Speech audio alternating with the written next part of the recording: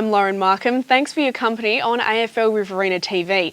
Griffith head into the last two rounds of the season against the RFL's top two teams, knowing their bid for a finals berth is over. We caught up with Coach Brandon Mathews for his thoughts on the season, the rebuilding of the Swans and his thoughts on the finalists. We had a few out obviously, but Cole and Gully are a good side. We knew they were going to be good. They're still, we had a little bit to play for, but probably getting them the first half of the year didn't help. They would have been a little bit fired up, but that's footy. Can't win them all. As much as you want to, you lose key personnel. We back the guys that come in, but we're probably a little bit short today in key positions that hurt us. But they had a crack. Cole and Gully are a good side. That probably does rule out your finals hopes, but when you look back on the year, what have you made of the year? You certainly had a couple of games early in the year that if you had a won, you would have been right in there. Yeah, look, it's probably part of learning to a degree, I think. We probably haven't been that successful over the years, so, you got a successful culture, you seem to win more close ones than you lose, and, it's part of learning with the young guys. Injuries are no excuse, but we haven't been able to keep the same team. Every week we've been changing and, through one reason or another. So it's been tough, but it's good for the kids. Like, you don't go from where we've gone, where we've been to winning flags in a year or two. There's no quick fix. You've got to stick it out or it's pretty unsustainable. So. And you ran into a very even RFL comp this year too. I mean, there haven't been too many easy games, and top to bottom it's been pretty close. Yeah, that's right, mate. And, I think the comp's just getting better and better all the time.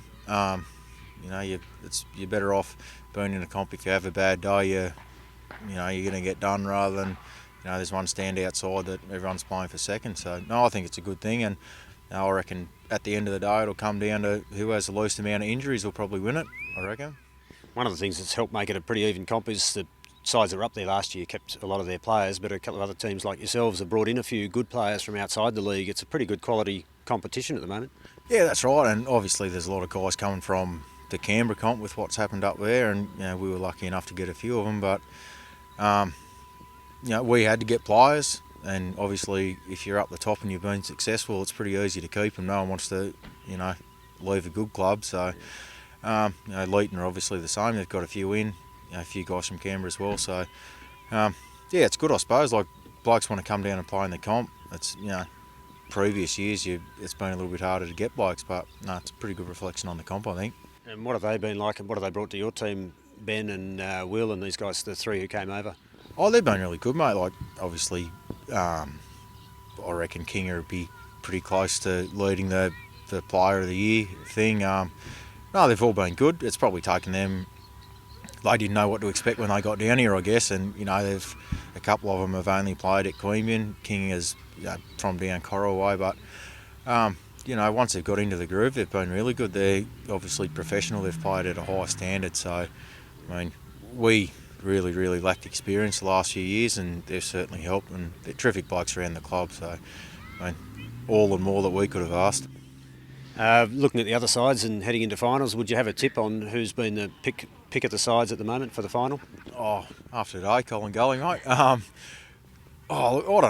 I honestly think anyone can beat anyone. Like I said, I reckon it'll come down to probably injuries, who can keep their least healthy, and probably a little bit of, I think Wagga Tigers will take a bit of beating on the Randers ground and, Mango, but mate, I personally think it'll just come down to who can keep a healthy list, and anyone can beat anyone. So I spoke to Ben recently, and I know he said he'd love to stay in Griffith next year if it just is worked out with the club. And have you thought about next year or looked at next year yet?